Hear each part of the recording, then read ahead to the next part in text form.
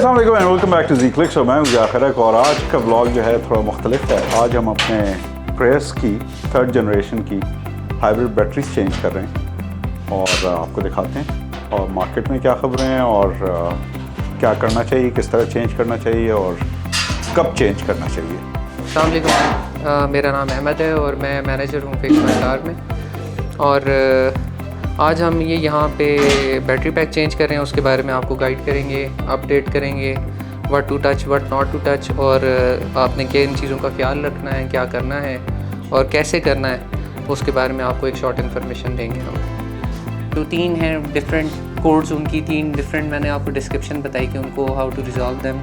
The first one is कि अगर battery block का मसला है, वो आपको खुद कह रहा है कि battery block XYZ is week, तो उसमें 2 सेल्स, जो भी ब्लॉक उसने स्पेसिफिक किया उसमें 2 सेल्स चेंज होंगे। दूसरा है रिप्लेस हाइब्रिड बैटरी पैक, उसमें कंप्लीट ये इसको स्टैक बोलते हैं, ये चेंज होगा, या पूरी बैटरी चेंज करें ऑल टुगेदर, जो आपके पास ऑप्शन अवेलेबल हो। नंबर 3 जो एरर मैंने आपको बताया, बैटरी डिटोरेशन फॉल्ट या बैटरी आइसोलेशन फॉल्ट, उसमें अगर इन टर्मिनल्स में ऑक्सीडेशन है तो आप उतार के उसको किसी भी तरह रिमूव कर सकते हैं और उससे ये है कि बैटरी की लाइफ वापस रिवाइव हो जाएगी।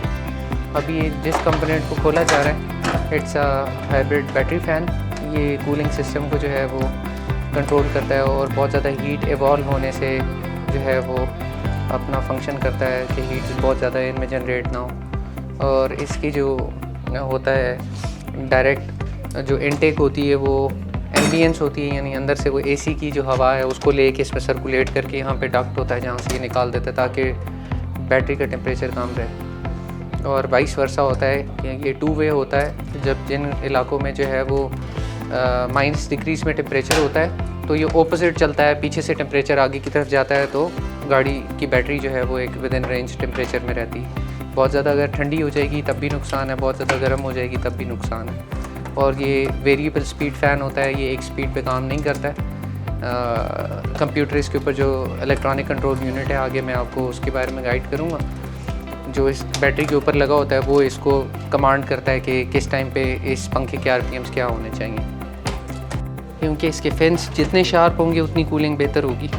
तो इसको क्लीन करना आफ्टर एवरी 6 मंथ्स और जनरेशन पे रीजन पे डिपेंड करता है।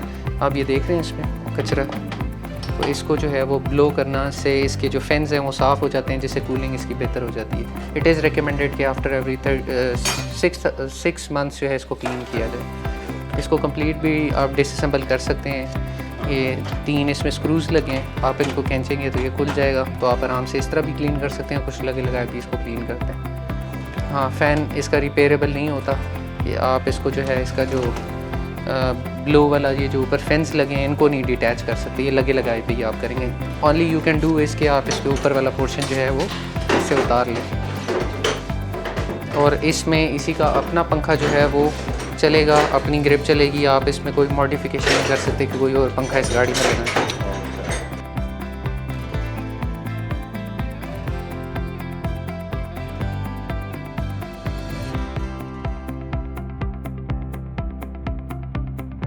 अच्छा अहमद भाई, एक बताएं कि लोग कहते हैं जो मार्केट में है कि लिथियम की बैटरीज जो हैं वो 3rd जनरेशन में भी आपको डलवानी चाहिए बिकॉज उसकी परफॉर्मेंस बेहतर होती है, तो क्या उसके बारे में एक्सपर्ट ओपिनियन आप क्या देते हैं? देखिए जी, ये जो 3rd जनरेशन की जो बैटरीज़ हैं ये लिथियम आयन ही होती हैं, सिर्फ इसकी टेक्नोलॉजी थोड़ी सी चेंज की गई है। जो न्यूअर जनरेशन के सेल्स हैं जो ऑनवर्ड जैसे जैसे साल गुजरते गए हैं तो चीज़ों में बेहतरी आती गई है।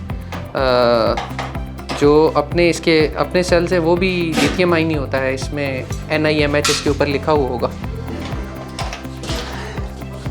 ये लिथियम आयन ही है NIMH जी, ये भी लिथियम आयन है, लेकिन सिर्फ फ़र्क ये है कि टेक्नोलॉजी इट ग्रोज अप, तो things change and improve day by day. तो अब ये क्या हैं, सिंगल बैटरीज हैं, क्या हैं, कुछ इसके बारे में ज़रा बताएं डिटेल।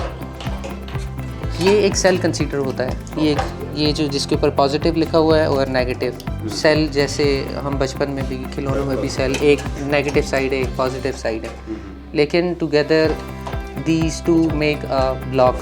जब बहुत सारी गाड़ियों में एक एरर आता है बैटरी ब्लॉक XYZ, कोई भी ब्लॉक बिकम्स वीक मींस के उसके जो ब्लॉक है, हाँ उस ब्लॉक मींस के उसके 2 सेल ख़राब हो गए हैं। इट इज़ रिकमेंडेड कि जब आपके पास इस तरह का कोड आए तो आप जो है वो उसके जो भी ब्लॉक है उसको कैलकुलेट करें और जो 2 ब्लॉक हैं वो आप चेंज कर दें, 2 सेल्स चेंज कर दें। जिस ब्लॉक का वो एरर दे रहा है तो आपकी गाड़ी मसला हल हो जाएगा। एक और डिफरेंट कोड आता है जिसको कहते हैं कि P0A80 replace hybrid battery pack. उसमें ये है कि जो इसके ऊपर ये टेम्परेचर सेंसर्स लगे हुए हैं, 1, 2 और 3 टेम्परेचर सेंसर्स लगे हुए हैं। ये इसका स्मार्ट बॉक्स है कंट्रोलर, ये सारा कुछ खुद कैलकुलेट कर लेता है और वो देख लेता है कि ये पॉइंट ऑफ नो रिटर्न से बैटरी आगे चली गई है, ये वापस रिवाइव नहीं हो सकती है। वरना इसके नीचे एक तीसरी तरह का कोड भी आता है, वो होता है बैटरी डिटोरिएशन फॉल्ट, जिसमें इन टर्मिनल्स के ऊपर ऑक्सीडेशन हो जाती है। आपको मैं कुछ पिक्चर्स बाद में दिखा दूँगा जिसके ऊपर ऑक्सीडेशन हुई होती है, लेकिन वो बैटरी आइसोलेशन फॉल्ट होता है बेसिकली।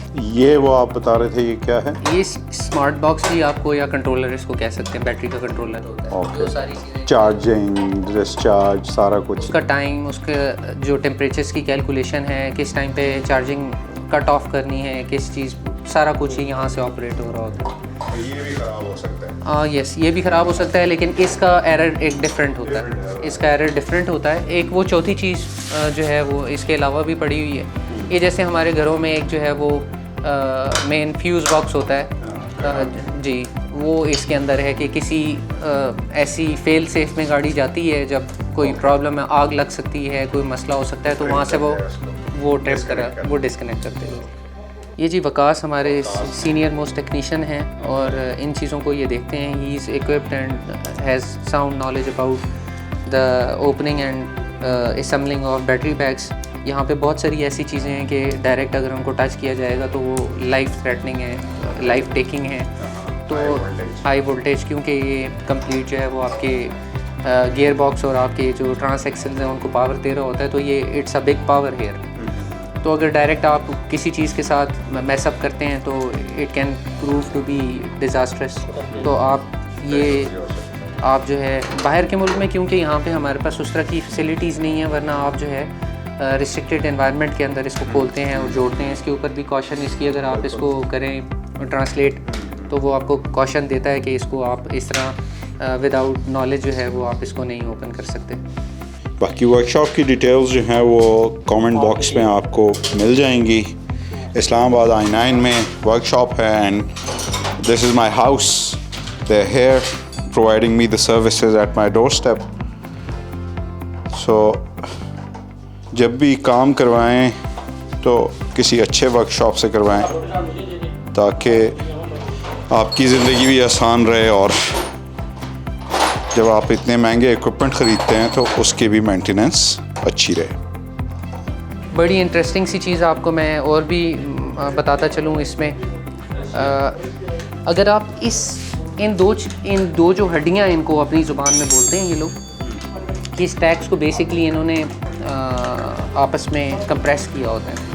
अगर आप इसके कलर को माइन्यूट ऑब्ज़र्व कर लें और कोई बैटरी आपको बेचने वाला तंत्री ना हो तो आपको पता चलेगा कि ये गर्मी की वजह से येलोइश हो जाती हैं। जितनी ज़्यादा ये इनका फ्रेश कलर होगा, आप उसका कलर देखें आप। ओह यस, इसको देखें थोड़ा सा, ठीक है, ये येलो हो चुका है, पेल हो चुका है। हाँ। उसमें एक न्यूर लुक है। तो ये टेम्परेचर जितना इसको लगता जाएगा ये उतना ज़्यादा पुराना होता जाएगा। और इसको देखें, you feel any difference? Oh yes, ये इसका नया और पुराने होने का सबूत है, यानी मुझे कुछ एक्सप्लेनेशन की ज़रूरत। ये देखें जी, ये है नया, आप देख सकते हैं कि, और ये है जी पुराना। ये स्टॉक जो है तैयार है, ऑलमोस्ट खुल चुका है और अभी हम इसको रिप्लेसमेंट के लिए तैयार है ऑलमोस्ट। हम सारा कुछ बस समटाइम्स बैटरी के ऊपर डाल देते हैं। बैटरी जो है ना वो बिल्कुल बैकअप है इसका, और बैटरी जितनी तकड़ी होगी उतना बैकअप टाइम बेहतर होगा, गाड़ी की एफिशिएंसी बेहतर होगी। लेकिन खाली कसूरवार जो है ना वो बैटरी होती भी नहीं है, not in every case. Sometimes जो आगे कॉम्प्लेक्स सिस्टम इंजन के साथ लगे हुए हैं वो भी अगर उनमें कंटामिनेशन है, जैसे कैटलाइटिक कन्वर्टर है, जैसे EGR सिस्टम है, कुछ चीज़ें ऐसी हैं जिनको आफ्टर एवरी 50,000 और मैक्सिमम 70,000 किलोमीटर्स के बाद क्लीनिंग की ज़रूरत होती है।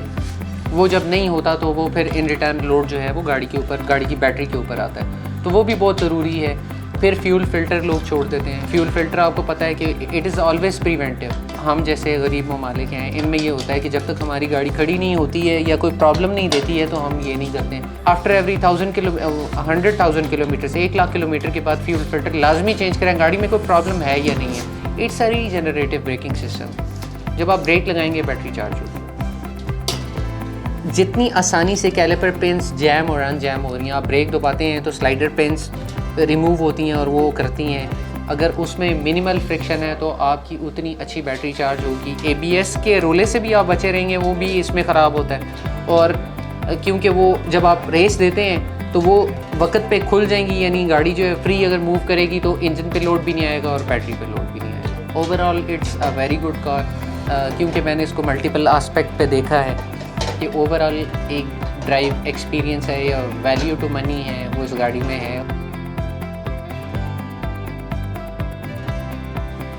एक बड़ा क्लियर साइन है कि अगर आपकी बैटरी सीधे रोड के ऊपर पूरी चार्ज होना शुरू होगी है तो आप सोच लें कि बैटरी आपको अब चेक लाइट देगी कि आप रिप्लेस कर दें, क्योंकि आइडियल कंडीशन में बैटरी हाफ के ऊपर नीचे प्ले करती है, वो कभी भी फुल चार्ज नहीं होती। तो if you notice some day, हाँ आप मुनाल से उतर रहे हैं कि आपने तकरीबन 20 किलोमीटर उतराई थी, आप हिल डाउन चल रहे हैं, तो हिल असिस्ट जो है वो आपको ये फैसिलिटेट इस तरह करेगा कि बैटरी पूरी चार्ज हो जाएगी, लेकिन वो भी बहुत कम केसेस में होती है। Ideally it stage half and plus minus, यानी इस केस में बैटरी आपकी बहुत अच्छी।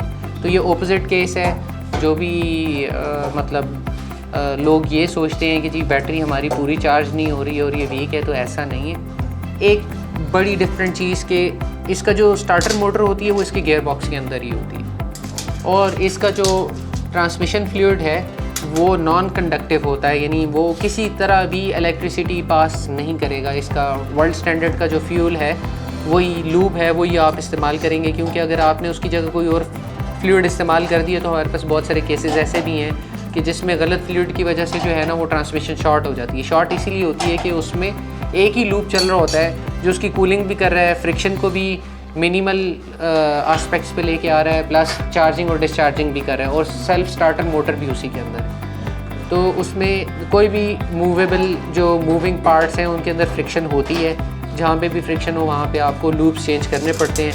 पाकिस्तानी एनवायरनमेंट के मुताबिक 80,000 इज़ द मैक्सिमम लिमिट जिसके ऊपर आपको ट्रांसमिशन फ्लूइड चेंज करना चाहिए। कतन ऐसी चीज़ नहीं है जो प्रिवेलिंग एक बात है। हमारे मैकेनिक कहते हैं जी कि अगर इसका ट्रांसमिशन फ्लूइड चेंज कर दिया तो जी गियर ख़राब हो जाता है। ऐसी कोई बात भी नहीं है, इसमें बिल्कुल हेजिटेशन नहीं होनी चाहिए। आप अगर जो कंपनी स्पेसिफिक जो फ्यूल है या लूब है जो आप इस्तेमाल कर रहे हैं, जो किसी भी गाड़ी का रिकमेंडेड फ्यूल है, आप उसमें ड्रेन एंड पोर करें। इसमें कोई रॉकेट साइंस नहीं होती। आप नीचे से ऑयल निकालें, और इसमें भी डरने की बात नहीं है कि इसमें कितना डलेगा ऑयल।